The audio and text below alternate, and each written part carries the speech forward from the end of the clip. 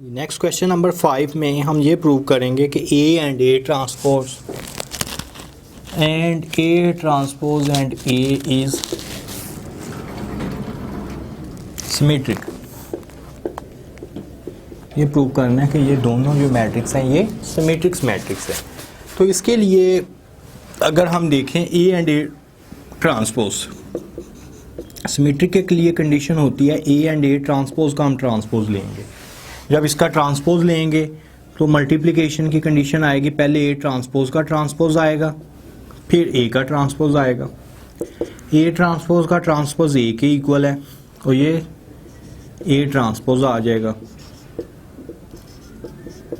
A transpose का transpose हमने लिया है वो ए और ए ट्रांसपोज के इक्वल आ गया है। तो इससे का मतलब ये हुआ, हम कह सकते हैं A and A transpose is symmetric.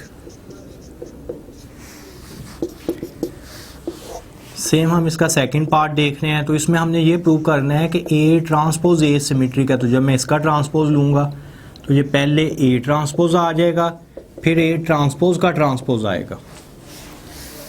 ये ए ट्रांसपोज आ गया, ये ए के इक्वल आ गया। तो ए ट्रांसपोज ए का हमने ट्रांसपोज लिया है तो वो ए ट्रांसपोज इंटू ए आ गया।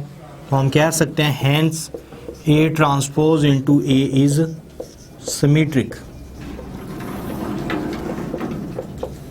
यानी मैट्रिक्स का ट्रांसपोज लेने से एज इट इज़ वही मैट्रिक्स बन रहा है। तो जब वो सेम वही मैट्रिक्स आएगा तो हम कहेंगे ये हमारे पास सिमेट्रिक्स मैट्रिक्स है। नेक्स्ट क्वेश्चन नंबर 6 में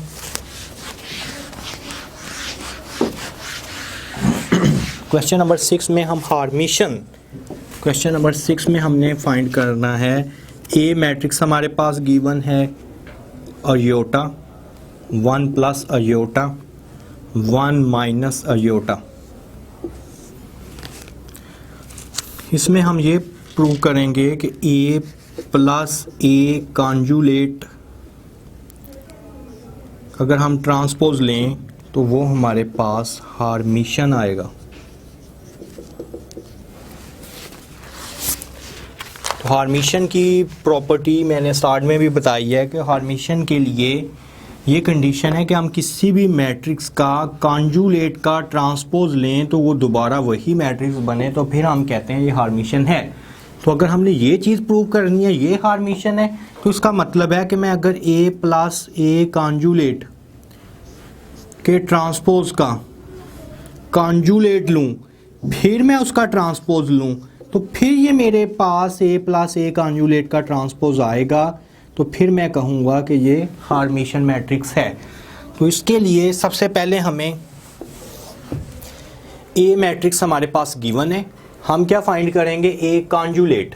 कॉन्जुलेट कैसे फाइंड करते हैं? कॉन्जुलेट फाइंड करते हुए जहाँ पे अयोटा लिखा है उसके साइन हम चेंज कर देंगे। ये प्लस अयोटा है तो माइनस अयोटा आ जाएगा, 1 प्लस अयोटा है तो 1 माइनस अयोटा आ जाएगा, 1 है तो 1 रहेगा, माइनस अयोटा है तो प्लस अयोटा आ जाएगा। ये हमने ए कॉन्जुलेट फाइंड किया है। फिर हम ए कॉन्जुलेट का ट्रांसपोज फाइंड कर लेते हैं। जब ए कॉन्जुलेट का हम ट्रांसपोज फाइंड करेंगे तो ये माइनस अयोटा है, ये 1 माइनस अयोटा है, ये 1 आएगा, ये अयोटा आ जाएगा। ये ए कॉन्जुलेट का ट्रांसपोज आ गया। नेक्स्ट हम ए plus A conjugate transpose find करेंगे। ए प्लस ए कॉन्जुलेट ट्रांसपोज यानी ए प्लस ए कॉन्जुलेट ट्रांसपोज, ए में से हमने ए कॉन्जुलेट का ट्रांसपोज ऐड कर देना है। ए किसके इक्वल है? Iota 1 plus iota 1 minus aorta.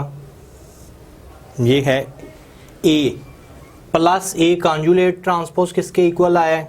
ए कॉन्जुलेट ट्रांसपोज आया minus iota 1 minus iota and aorta.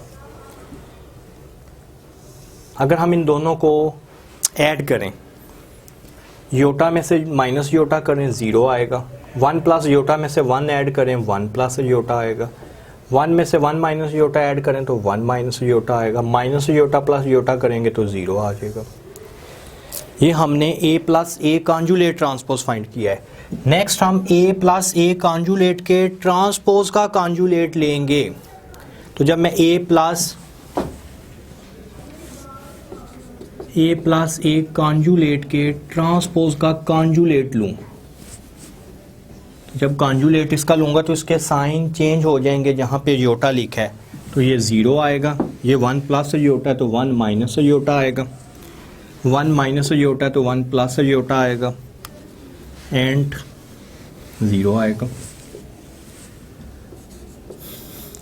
A plus A कॉन्जुलेट के ट्रांसपोज के कॉन्जुलेट का फिर ट्रांसपोज लेंगे, जब इसका ट्रांसपोज ले रहे हैं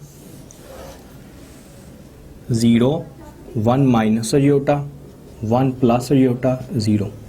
मैंने ए प्लस ए कॉन्जुलेट के ट्रांसपोज का ट्रांसपोज लिया है, तो वो किसके इक्वल आना चाहिए था, ए प्लस ए कॉन्जुलेट का ट्रांसपोज। तो ए प्लस ए कॉन्जुलेट का ट्रांसपोज कौन सा है, ए प्लस ए कॉन्जुलेट का ट्रांसपोज इसके इक्वल है 0 1 प्लस योटा 1 माइनस योटा और 0। तो ये भी हमारे पास सेम यही मैट्रिक्स आ रहा है, 0 1 plus iota 1 minus iota and 0। तो ये वाली चीज़ हमारे पास प्रूव हो गई है। जब ये प्रूव हो गई है तो मैं कह सकता हूँ कि जो ए प्लस ए कॉन्जुलेट का ट्रांसपोज है वो हार्मिशन है।